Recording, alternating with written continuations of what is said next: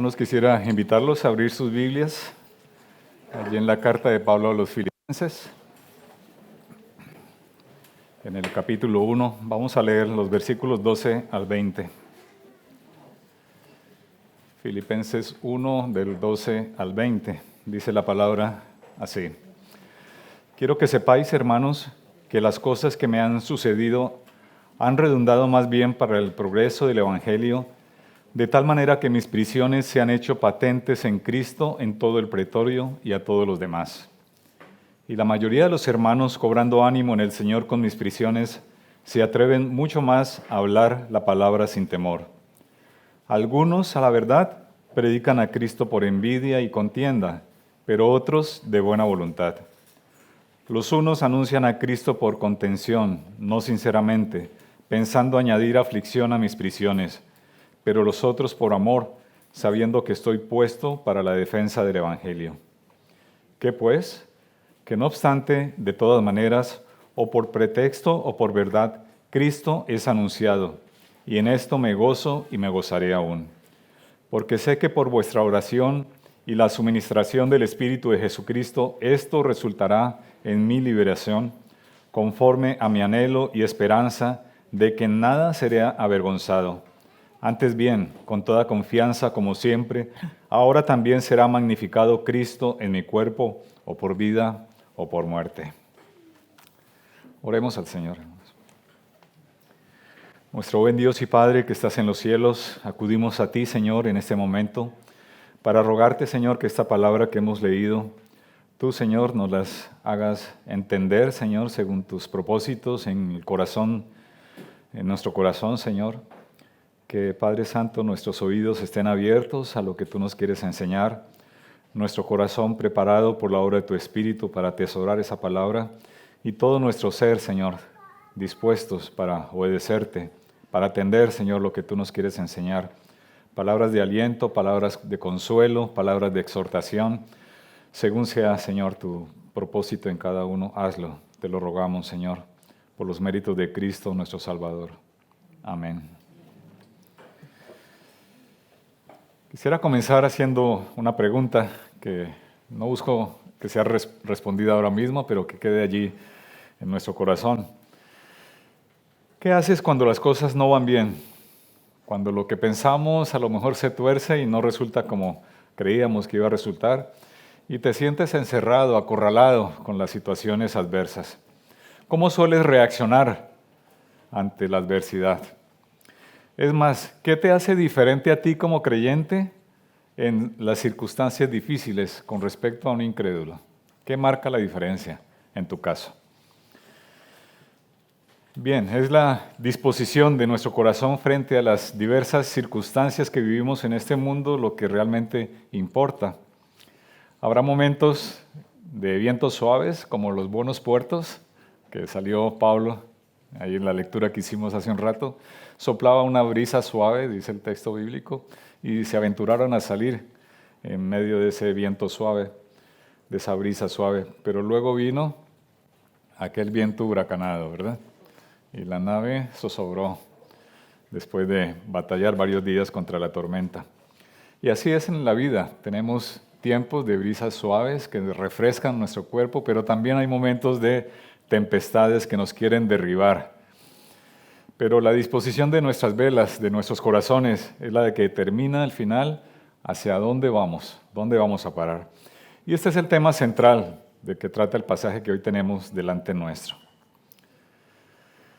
En Alabama, en Estados Unidos, hay una ciudad que se llama Enterprise. Sí tiene el nombre de la nave espacial. Esta ciudad es conocida porque hay un monumento muy singular. Este monumento surgió basado en una circunstancia particular que vivió la región en una época de la historia, por allí en el siglo XIX. Aquella región era muy conocida por ser próspera debido al cultivo del algodón.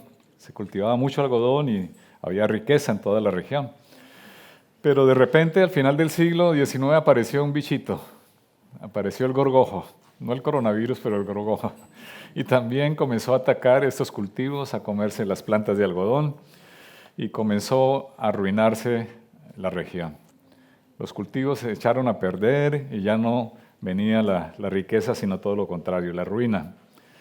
Y esto suscitó pues muchas intenciones de poder combatir a aquel bichito con investigaciones, inyectándole dinero para ver cómo podían controlarlo. Pero en medio de esas dificultades, uno de los agricultores se atrevió a probar con el cacahuete. Voy a reemplazar el cultivo del algodón por el cacahuete, así que sembró cacahuete y comenzó a irle bien. Y todos los demás vecinos vieron la prosperidad de aquel hombre, así que también se cambiaron al cacahuete. Y al poco tiempo la región recobró su prosperidad y todo volvió a ser de nuevo próspero. Después de unos 20 años de esto, erigieron ese monumento singular del que les hablo. Está allí en el cruce de dos avenidas, en una rotonda. Y el monumento, quizás podríamos pensar, bueno, el monumento es del hombre aquel que descubrió que el cacahuete era un buen negocio, ¿no? Pero no es el busto de este hombre, tampoco es el cacahuete, sino es el gorgojo. Hay un monumento allí de una mujer con el brazo levantado sosteniendo un bicho grande, ¿no? Un gorgojo grande. Y hay una inscripción allí a propósito de esto que dice más o menos lo siguiente: con profundo agradecimiento al gorgojo y lo que hizo como heraldo de la prosperidad. Es un monumento singular, ¿verdad? Porque de alguna manera está personificando la adversidad que luego se convirtió en el resurgir de la prosperidad de aquella región. Y bueno, a lo que voy es que la adversidad puede convertirse en algo bueno, sobre todo si nosotros somos creyentes en el Señor. Sabemos que Él es el dueño de todas las circunstancias de nuestra vida. Nosotros creemos firmemente en la soberanía de Dios, proclamamos que Dios es Señor del universo, Señor de nuestras vidas en particular, ¿verdad? Y entonces en su providencia Él orienta todas las cosas siempre para nuestro bien, para bien de su gloria, de su nombre. Pablo en el versículo 7 de este mismo capítulo hace mención al hecho de que los filipenses participaron con él en la proclamación y en la defensa del Evangelio. Allí lo leemos, ¿no? En mis prisiones y en la defensa y confirmación del Evangelio, todos vosotros sois participantes conmigo de la gracia. Y no es porque los filipenses estuvieran ahí a su lado en la cárcel, sino porque participaron a través de las oraciones, participaron a través de los donativos, de la preocupación que sentían por el apóstol, por estar atentos a cómo iba la situación de él allí en esta situación adversa por la que estaba pasando. Así que Pablo quiere responderle a los filipenses por esa preocupación, y es por eso que comienza allí en el versículo 12 justamente a eso, a dar respuesta a la inquietud que tiene la iglesia. Quiere transmitirles cuál es la perspectiva que él está teniendo sobre el asunto, quiere expresarles de cómo ve la situación, quiere enseñarles dónde están orientadas sus velas, las velas de su barco. Y de ahí pues el título del sermón de esta mañana, el cristiano frente a la adversidad. Y cuando Pablo dice, quiero que sepáis, de alguna manera está indicando que lo que va a seguir a continuación, por un lado es una respuesta a la necesidad que tienen los filipenses de escuchar qué es lo que está pasando con Pablo, y también está indicando que lo que va a decir es algo importante. Y Pablo apunta a explicarle a la iglesia no las circunstancias por las que está viviendo, sino los resultados que Dios está produciendo por medio de aquellas circunstancias. Y yo creo que esto es clave. Y si nosotros, hermanos, salimos del culto de esta mañana con este punto muy claro, yo creo que ha valido la pena. La clave, queridos hermanos, es que Pablo hace saber que la iglesia, aquella iglesia que está afligida, preocupada por él quiere aprovechar ese momento para enseñarles una verdad superior. ¿Cómo un cristiano, cómo un creyente puede leer, cómo puede entender que lo que está pasando a la luz de la voluntad de Dios, aun cuando parezca malo, siempre va a repercutir para los propósitos de Dios? Este es el punto clave, hermanos. Este es el punto que nunca debemos olvidar cuando estemos enfrentando situaciones difíciles en la vida, que yo sé que todos hemos pasado por situaciones difíciles.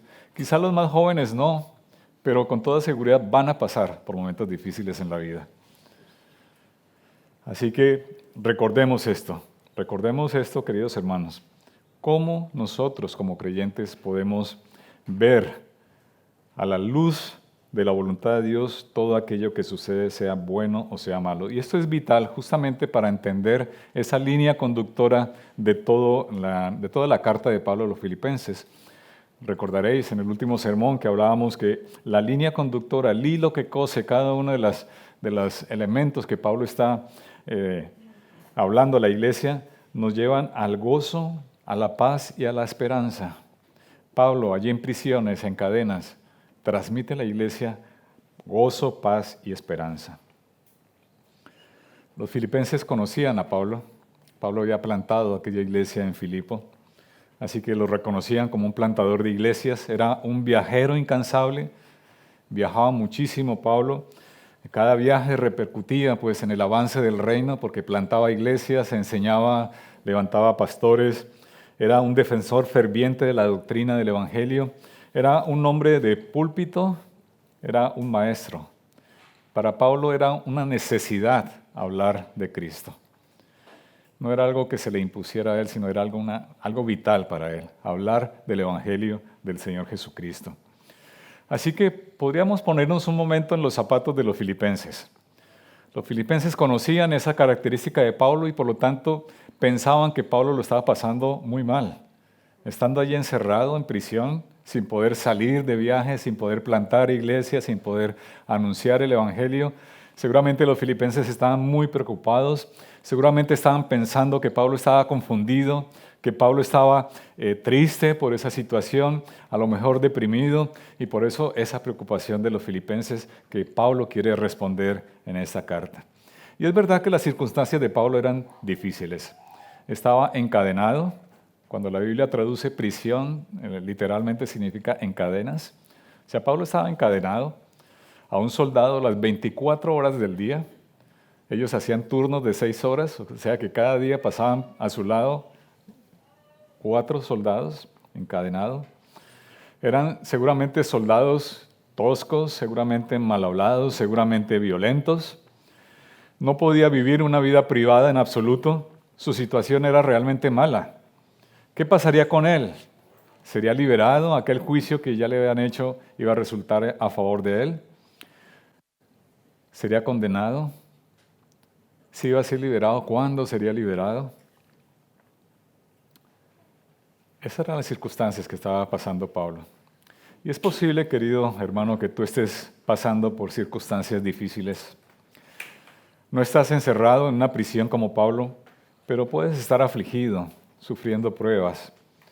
Quizás has perdido algún familiar últimamente. Quizás tu salud está mal, está deteriorada. Quizás tienes hijos que muestran una rebeldía contra Dios, no quieren venir a los pies de Cristo.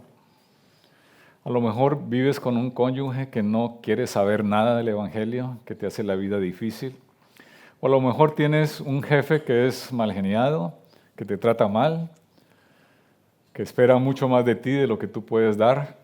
O tienes compañeros que se están burlando de ti. A lo mejor estás preocupado por la situación de tu país o por algún negocio que ha salido mal y la lista podría ser interminable de las cantidad de situaciones adversas que de repente pueden venir, como aquella tormenta que vino sobre el barco de Pablo. Hay dolor y hay aflicción, queridos hermanos, y nosotros sufrimos las consecuencias del pecado de los demás, del pecado del mundo y de nuestro propio pecado. Y estas situaciones pueden llevarnos a sentir amargura, a lo mejor a sentirnos confundidos en medio de las circunstancias adversas. Es probable que esto pueda incluso convertirse en un serio tropiezo en nuestro caminar con el Señor. Abres la Biblia en busca de respuestas a tus problemas y no las hallas rápidamente. No hay respuestas sencillas a todos los problemas que enfrentamos en la vida. Y de hecho puede que pases la vida entera sin encontrar respuestas a las muchas preguntas que te puedes formular. Y eso te hace recordar que eres finito, que eres falible, que eres débil, que no tienes todas las cosas atadas, que no eres Dios, que eres sencillamente un ser humano sometido a los avatares de la vida. Y eso te hace sentir humillado.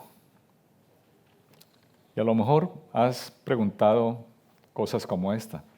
¿Cómo puede ser que me pasen estas cosas a mí?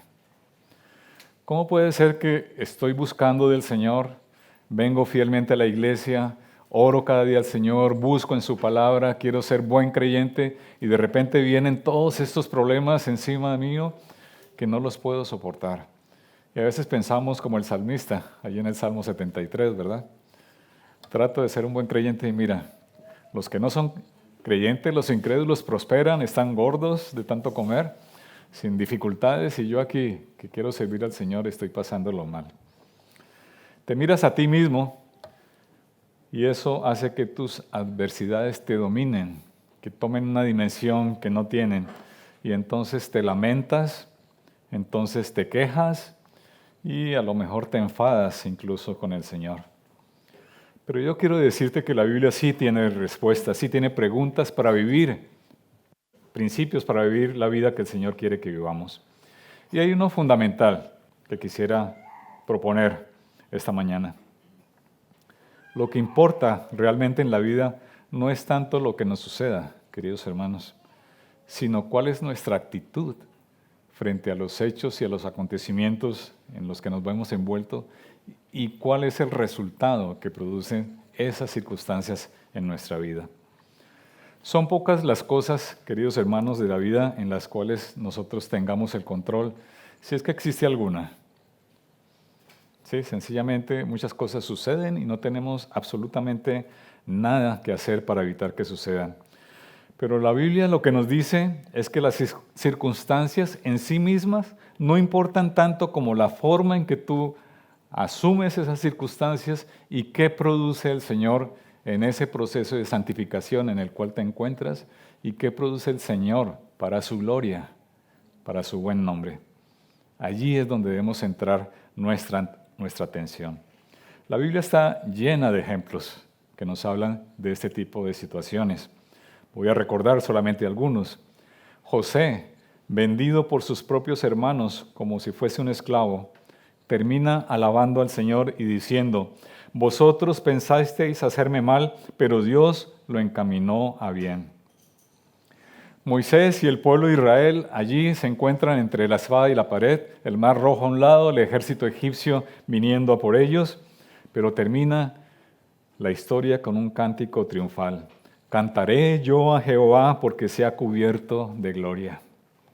Job, despojado de todo, incluso de su salud, al final puede exclamar: de oídas te había oído, pero ahora mis ojos te ven.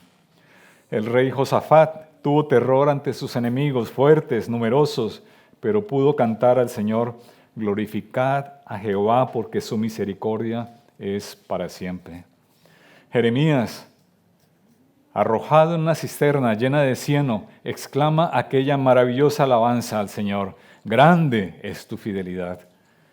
Dice Jeremías estando allí en el pozo cenagoso.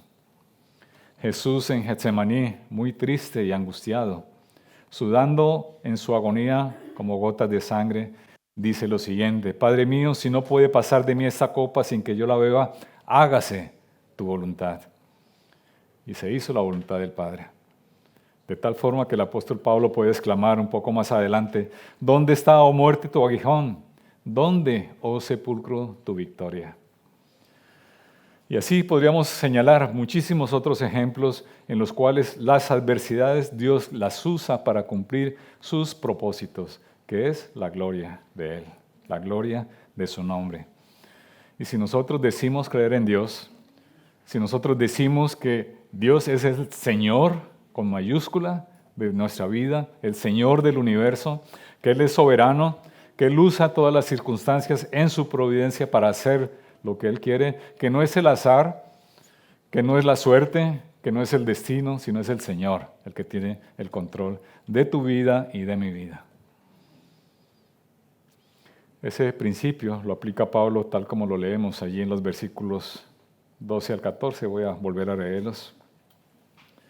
Quiero que sepáis, hermanos, que las cosas que me han sucedido han redundado más bien para el progreso del Evangelio, de tal manera que mis prisiones se han hecho patentes en Cristo en todo el pretorio y a todos los demás. Y la mayoría de los hermanos, cobrando ánimo en el Señor con mis prisiones, se atreven mucho más a hablar la palabra sin temor. Vemos aquí, hermanos, la actitud de Pablo en medio de estas circunstancias difíciles. No se está quejando Pablo, no se está lamentando. No vemos a un hombre deprimido, no vemos a un hombre enfadado con la vida. Tampoco vemos a alguien que sencillamente está resignado con lo que le ha tocado y dice palabras como las que a veces decimos nosotros: bueno, es lo que hay, ¿qué le vamos a hacer? No vemos tampoco a un hombre estoico allí que le pone el pecho a los problemas y no van a poder conmigo. No vemos a esta clase de hombre. Vemos también al apóstol con una visión clara de cómo interpretar la adversidad a la luz, como lo dice allí, del progreso del Evangelio en medio de las situaciones adversas por las que estaba pasando. A la luz del progreso del Evangelio y del buen nombre del Señor Jesucristo. Y esa es la enseñanza que Pablo quiere transmitir a la iglesia de los filipenses y a nosotros hoy también. Así que quisiera resaltar al menos 5 elementos de los que Pablo hace en esta descripción, en esta respuesta a los filipenses, de cómo él entiende que estas circunstancias adversas por las que está pasando, el Señor las está utilizando para que su evangelio crezca, para que el nombre de Cristo sea exaltado, para que haya más creyentes. Y allí lo resalta Pablo entonces en ese texto que estamos estudiando.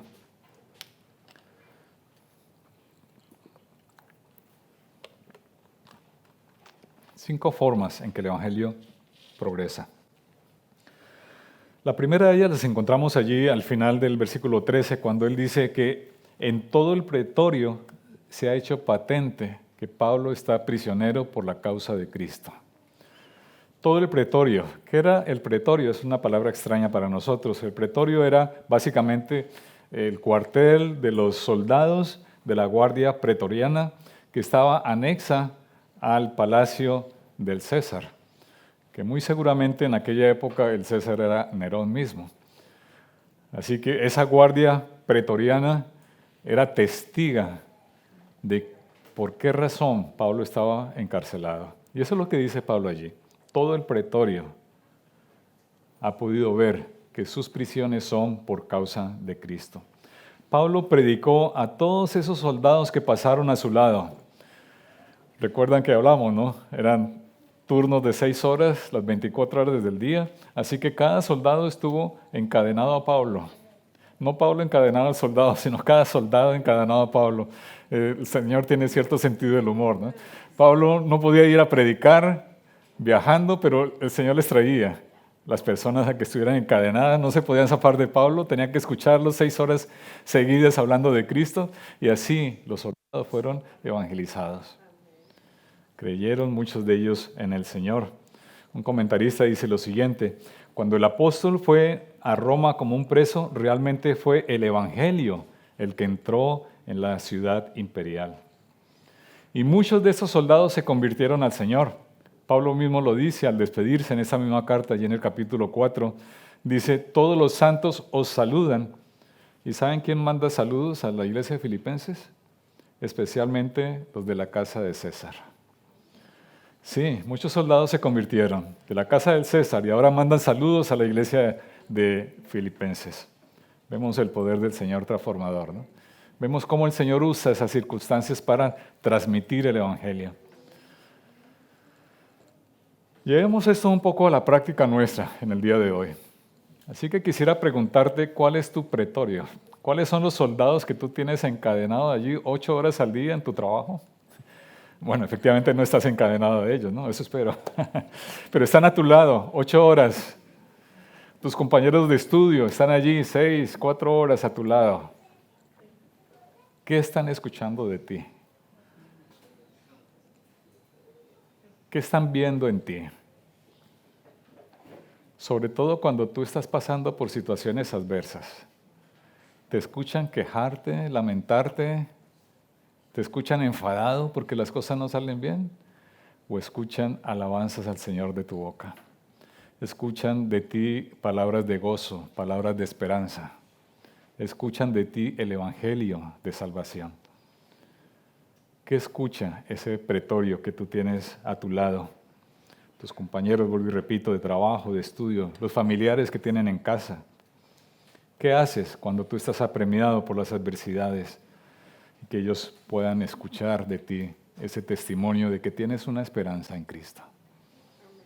Que sí, que tú no eres alguien que está eximido de las dificultades de la vida, que tú sufres las circunstancias, pero lo haces como Cristo manda, con una esperanza de que el Señor está operando en ti.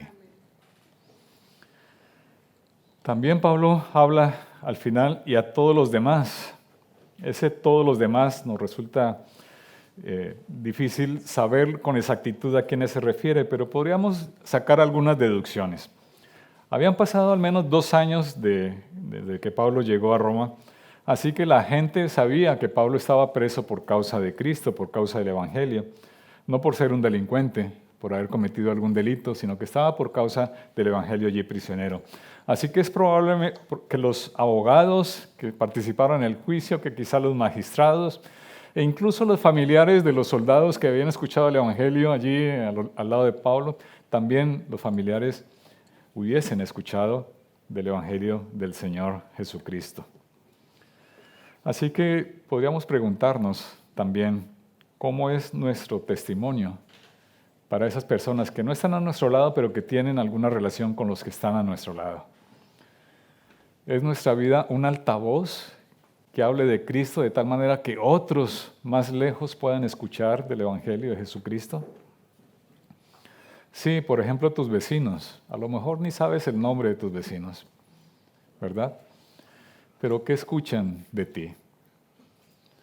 ¿Escuchan gritos en tu casa o escuchan cánticos de alabanza al Señor?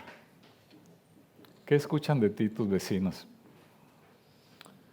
¿Qué escuchan los padres de otros niños de tu escuela, de la escuela de tus hijos? ¿Escuchan hablar cosas rectas, santas? ¿O te sumas a ellos para contar lo mal que van las cosas en el país y lamentarte con ellos sin escuchar una palabra de esperanza? Y aquí recuerdo una anécdota de mi propia vida. Cuando era pequeño, mi padre, por situaciones del trabajo, tuvo que mudarse y fuimos con él a otra ciudad. Y en esa era un pueblo más bien pequeño, no había muchas opciones de escoger escuela, así que lo único que él escogió fue un colegio de curas, un colegio religioso. Así que al hacer la entrevista para el ingreso al colegio, lo primero que dijo mi padre es: nosotros somos cristianos evangélicos. Bueno, esto era algo obligado de decir en aquel entonces porque los evangélicos eran repelidos, ¿no? Era necesario advertirlo de antemano porque habían circunstancias más difíciles que ahora cuando uno era creyente allí. Entonces, el cura aceptó que nos matricularan a mi hermana y a mí en ese colegio. Pero el hecho de que mi padre hubiese dicho esto, nosotros somos cristianos evangélicos, marcó una línea roja para mí. Visible. ¿Sí? El cura sabe que yo soy cristiano. Sí, yo era pequeñito, aún no era convertido al Señor, pero había estado enseñado por mis padres del Evangelio, así que de alguna manera fue testimonio de mi padre para mi propia vida. Y suelo recomendar esto a todas las personas que cambian de trabajo, que cambian de escuela, que llegan a una situación diferente en la vida, que puedan desde el inicio, desde el primer día, identificarse como creyentes, como cristianos, porque eso va a marcar un poco la distancia que vas a tener con aquellos que son impíos. Aquellos van a saber que tú eres creyente. Y tú sabes que ellos saben que tú eres creyente. Por lo tanto, vas a cuidar tu testimonio y vas a vivir una vida con más temor delante del Señor. A los pocos meses de estar en el cole, se presentó una situación de que se perdió algo, algún chico, no recuerdo qué fue lo que se perdió. El caso es que toda la clase quedó allí castigada, esperando a que apareciera lo perdido. Y pasaba un buen tiempo, hasta que entró el cura, el rector del colegio, entró a la clase y me vio allí. Y lo primero que dijo: oye, Chaur, tú vete para casa. Claro, todos le reclamaron al cura: ¿y por qué Chaur se va a la casa y nosotros no? Y él le respondió: es que yo sé que ellos son cristianos evangélicos y por lo tanto estoy seguro que este no se robó aquello que se ha perdido. Y fue el testimonio de mi padre, no el mío, ¿no?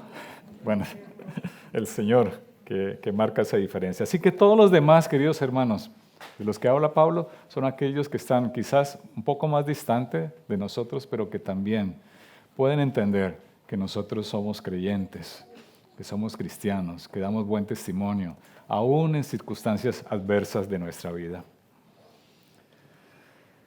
Pero Pablo sigue adelante, dice el versículo 14, y la mayoría de los hermanos. Evidentemente, aquí Pablo se está refiriendo a la iglesia en Roma, la mayoría de hermanos que cuando Pablo llegó a estar preso allí a Roma, seguramente se desanimaron. Seguramente pensaron, el apóstol, con toda la autoridad que puede tener este hombre, está prisionero, ¿qué va a pasar con nosotros, no? Y se sentirían desanimados en medio de esta situación. Pero ya habían pasado 2 años y ellos se habían enterado de cómo Pablo daba testimonio en su propia vida de quién era Cristo. Así que ocurre lo que Pablo está explicitando aquí en ese versículo. La mayoría de los hermanos cobran ánimo, dice Pablo, en el Señor con mis prisiones.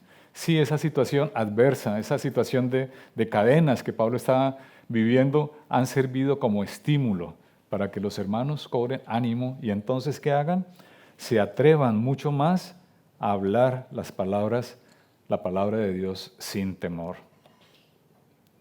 Así es, hermano.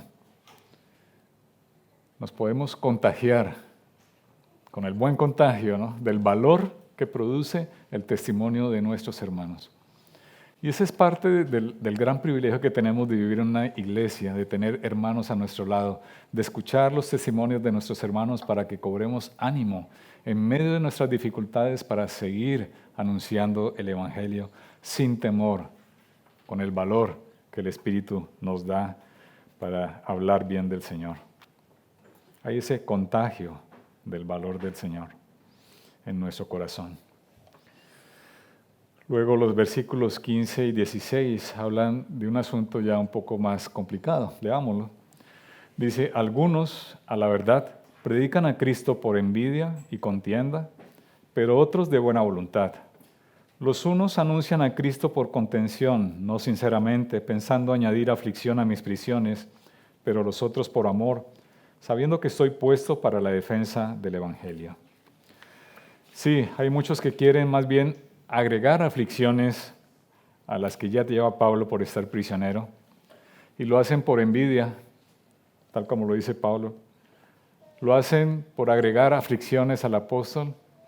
Quizás se han sentido desplazados porque llegó Pablo con toda la fama que él tenía de ser un buen predicador y a lo mejor había eclipsado a algunos de los predicadores que había allí en Roma.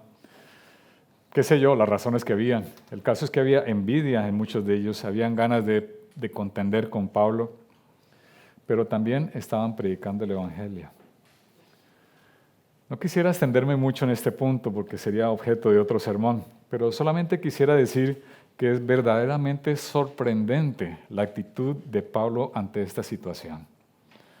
¿Qué solemos hacer nosotros? Pues nosotros sentimos rechazo hacia aquellas personas, ¿no?, que quieren hacernos daño. Esa es nuestra reacción natural. Pero Pablo, evidentemente que aquí no se está refiriendo a predicadores que estén hablando un evangelio diluido o un falso evangelio, porque contra aquellos es muy fuerte Pablo y lo habla en otras cartas, ¿verdad?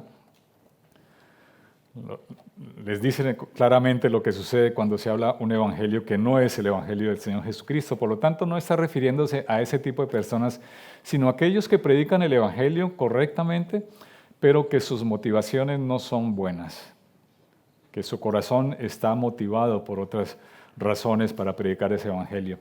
Así que la lectura que hace Pablo de esta situación es que por un motivo o por otro, el evangelio que hace progresa. Y en eso él siente gozo, de que el evangelio siga creciendo. Y esa es una actitud extraordinaria la que muestra el apóstol Pablo. En lugar de sentirse enfadado, en vez de sentirse agraviado por aquellos, lo que hace es expresar lo que dice el versículo 18. Que no obstante, dice Pablo, de todas maneras, o por pretexto o por verdad, Cristo es anunciado. Y en esto me gozo y me gozaré aún. Así que hermanos, nosotros debemos alegrarnos que haya más iglesias que predican el Cristo, que prediquen el Evangelio. Sí, es probable que haya muchos que predican el Evangelio motivados por tener muchos seguidores, muchos likes en el YouTube, por competir con otro predicador más famoso. Algunos marchan de las iglesias para buscar más oportunidades en otras. Incluso algunos abrirán una nueva iglesia porque quieren mostrarse quizás como mejores oradores o por hacer las cosas a su manera y no sometidos a la autoridad de su iglesia de origen, por envidia o por cualquier razón. Pero ¿qué nos enseña Pablo? Que nos alegremos de que el Evangelio siga corriendo, que el Evangelio se siga predicando. Y en eso nos gozamos. Hubo una anécdota que ocurrió entre John Wesley y George Whitefield. Estos dos hombres del Señor tenían controversias doctrinales entre ellos. Había una diferencia clara, ¿no?, entre Wesley y Whitefield. Así que le preguntan un día a Wesley si vería a este otro hombre, a Whitefield, en el cielo. Y Wesley contesta, no lo sé. Wow, no lo sabe. ¿No crees que él sea creyente? Y él responde, claro que lo es, claro que es creyente. Pero es posible que no pueda verlo porque él estará tan cerca del trono de Dios y yo tan lejos que quizás no llegue a verlo. Veamos la actitud de este hombre, ¿no? Aún que pueda haber diferencias entre nosotros, hermanos, que el Evangelio se siga predicando. Y gocémonos en eso. Versículos 19 y 20, vemos esa quinta forma en que el Evangelio se extiende. Porque sé que por vuestra oración, les dice Pablo a los filipenses, y la suministración del Espíritu de Jesucristo, esto resultará en mi liberación, conforme a mi anhelo y esperanza de que nada seré avergonzado. Antes bien, con toda confianza, como siempre, ahora también será magnificado Cristo en mi cuerpo, o por vida o por muerte. El Evangelio progresa porque las circunstancias de Pablo son una magnífica oportunidad para que la iglesia ore por él. Y eso hacía la iglesia de Filipos. Oraba por Pablo, oraba para que el Señor lo sostuviera, para que en medio de la aflicción, en medio de las cadenas, Pablo siguiera anunciando el Evangelio, para que el Señor supliera para todas sus necesidades y saliera adelante en ese juicio en el que se encontraba. Esa era la oración de la iglesia de Filipos por Pablo. Y efectivamente el Señor respondía a esas oraciones y Pablo era sostenido con la diestra de nuestro Salvador. Y así Pablo puede decir lo que dice en este texto, ¿no?, que él sabe con toda confianza, como siempre, que Cristo será magnificado en su cuerpo. Sea que muera o sea que viva, en todo caso Cristo será magnificado, engrandecido. Nosotros podríamos decir lo mismo, hermanos, que el Evangelio crezca por medio de la oración de la iglesia. Es tan importante la oración de la iglesia, queridos hermanos, que nosotros no alcanzamos a dimensionar, porque nuestra vista es cortita, la importancia que tiene la oración. La oración es una forma que el Señor nos ha provisto, es un medio de gracia que el Señor ha provisto para la iglesia, para que el Evangelio crezca. Oremos por la iglesia, hermanos. No solamente por esa iglesia local, sino por todas las iglesias donde se predica el Evangelio. Que el Señor sostenga a aquellos predicadores, que el Señor les provea de valor en medio de las situaciones difíciles, para que no se amedrenten, sino que sigan adelante, anunciando con valor, aún en las circunstancias más difíciles, anunciando a Cristo. Que haya más jóvenes que quieran sumarse, que haya obreros para que vayan a recoger la mies. Que el Señor reconforte a los que están allí batallando en medio de circunstancias muchas veces adversas y que ellos puedan crecer en santidad y que Cristo sea magnificado. Oremos por los puntos de misión de la iglesia, donde hay jóvenes que predican el Evangelio, que se enfrentan también a situaciones difíciles. Que el Señor les ayude a seguir predicando el Evangelio y que muchos convertidos vengan a los pies de Cristo. Oremos por todos aquellos lugares en los que sabemos que no hay ni siquiera una iglesia a donde asistir, para que el Señor levante iglesias donde se predique a Cristo. Oremos por todo ello, hermanos. Cuando se habla de progreso en el texto bíblico, se está refiriendo a un término, en aquella época, un término militar, para hablar del avance del ejército a través de unos terrenos difíciles, y entonces se enviaban antes a unos exploradores que se adelantaban para quitar las piedras y evitar todos los obstáculos que solían poner para el camino. Y esos que iban adelante iban quitando esos obstáculos para que el ejército que iba pasando después encontrase el camino despejado y poder avanzar. Esto es lo que significaba el progreso. Y Pablo está hablando del progreso. Él está allí quitando piedras para que el evangelio siga creciendo, siga extendiéndose. Alguien me preguntaba hace unas cuantas semanas si nosotros deberíamos orar por un avivamiento. Claro que sí, hay que orar por un avivamiento, pero debemos entender qué significa un avivamiento. A veces las personas creen que un avivamiento es solamente una explosión de emociones religiosas, pero que con el pasar del tiempo no queda ningún fruto permanente de ese evangelio. El avivamiento debemos nosotros entenderlo de manera muy simple, muy sencilla. Un avivamiento, queridos hermanos, es el progreso del evangelio. Eso es el avivamiento.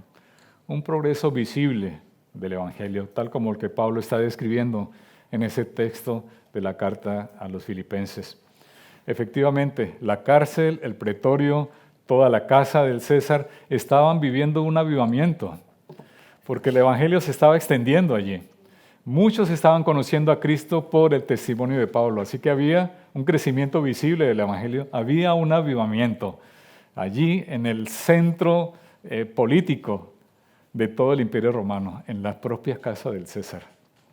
El Señor se metió allí por medio de Pablo para anunciar el evangelio. Había un avivamiento. Los filipenses fueron participantes con Pablo de ese progreso del evangelio, de ese avivamiento. Por eso Pablo puede decirles con toda seguridad, resumiendo esto que Pablo les ha dicho aquí, no, las adversidades no han detenido el evangelio. Todo lo contrario, han sido un estímulo, un medio, un revulsivo usado por el Señor para que el evangelio progrese.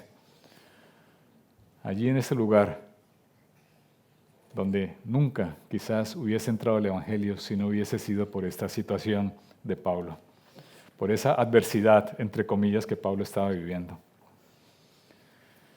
Cuando un inconverso te ve a ti como creyente pasar por una crisis, enfrentando la adversidad, si lo haces como la palabra lo enseña, pueden ver a Cristo magnificado, como dice Pablo allí en ese versículo 20. Pueden ver a Cristo magnificado a través de tu vida como creyente. Y ese debe ser el objetivo tuyo.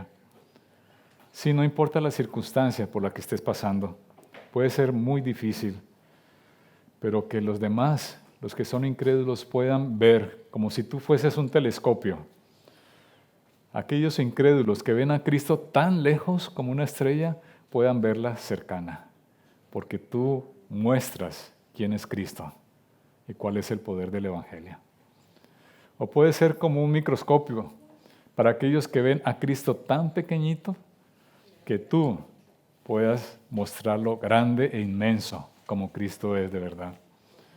Que ese sea nuestro sentir cuando pasamos por esos momentos difíciles, queridos hermanos.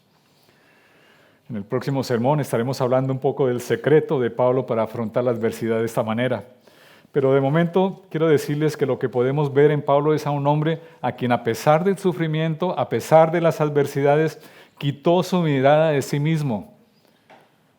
Él no se creyó que era el ombligo del mundo, no lo era para nada. Él puso su mirada en Cristo, porque sabía cuál era su objetivo en la vida. Lo tenía claro, cuál era su misión en este mundo. Y las circunstancias eran solo eso, circunstancias. Una expresión de la soberanía, de la providencia de Dios para seguir encaminando su vida hacia aquella meta. Y eso es lo que nosotros debemos como creyentes ver en las circunstancias, queridos hermanos.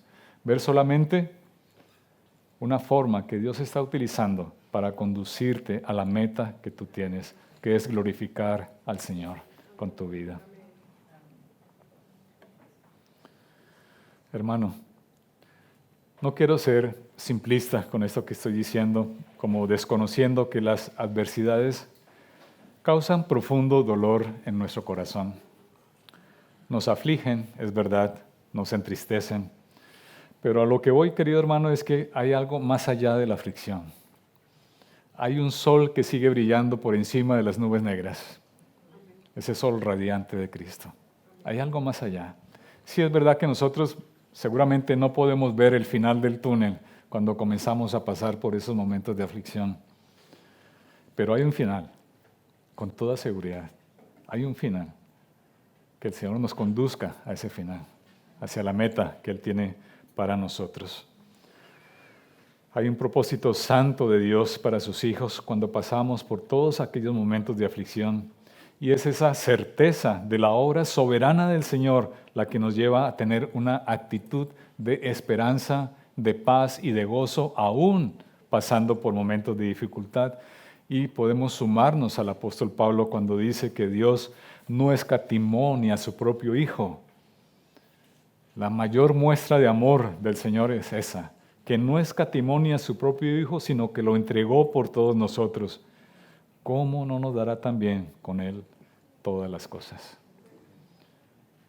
Si entregó su Hijo por ti para salvarte, siendo tú pecador, ahora que estás reconciliado con Cristo, ¿cómo no te dará todas las cosas, querido hermano? Él te va a sostener, confía en Él. Así que la pregunta, querido hermano, no es ¿por qué me está pasando esto?, sino más bien, ¿cómo ayuda esto al progreso del Evangelio? ¿Cómo ayuda esto para mi santificación? ¿Cómo ayuda esto para que el nombre de Cristo sea exaltado? Esa es la pregunta que debemos hacernos y que el Señor nos ayude a responderla. Quisiera terminar leyendo los títulos de un artículo que escribieron los hermanos John Piper y David Paulison. Ellos habían participado en una conferencia que se tituló El sufrimiento y la soberanía de Dios. Y unos cuantos meses después de terminar la conferencia, a estos dos hermanos se les diagnosticó cáncer. Y entonces en un apéndice del libro de las conferencias escribieron un artículo, ellos dos. Ese artículo lleva por título No desperdicies tu cáncer. Voy a leer solamente los títulos de cada uno de los apartados de este artículo. Dice lo siguiente: desperdicias tu cáncer, y quisiera que pudiese reemplazar esa palabra, ¿no? Ese tu cáncer por la dificultad por la que tú estés pasando, la tristeza, el agobio, los problemas que tengas en este momento. Cambia esa palabra por eso. Desperdicias tu cáncer si no crees que Dios lo planeó para ti. Desperdicias tu cáncer si crees que es una maldición y no un regalo. Desperdicias tu cáncer si buscas consuelo en tus probabilidades y no en Dios. Desperdicias tu cáncer si te niegas a pensar en la muerte. Desperdicias tu cáncer si crees que vencer el cáncer significa permanecer vivo en vez de amar más a Cristo. Desperdicias tu cáncer si pasas más tiempo leyendo sobre el cáncer que leyendo sobre Dios. Desperdicias tu cáncer si dejas que te conduzca a la soledad en vez de ahondar en tus relaciones afectivas. Desperdicias tu cáncer si te entristeces como aquellos que no tienen esperanza.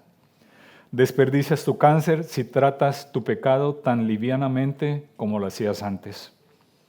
Desperdicias tu cáncer si no lo usas como un medio para dar testimonio de la verdad y la gloria de Dios. Oremos al Señor. Padre, queremos darte las gracias porque sabemos, Señor, que tú nos sostienes con tu diestra de poder, porque sabemos que tú eres fiel a tus promesas. Y aún en situaciones adversas, Señor, tú has mostrado tu amor hacia nosotros y lo seguirás mostrando hasta el final. Señor, que podamos vivir las situaciones todas, sean buenas o sean malas, con nuestra frente en alto, pensando en darte la gloria a ti y solo a ti, porque solo tú la mereces, Señor. En Cristo Jesús. Amén.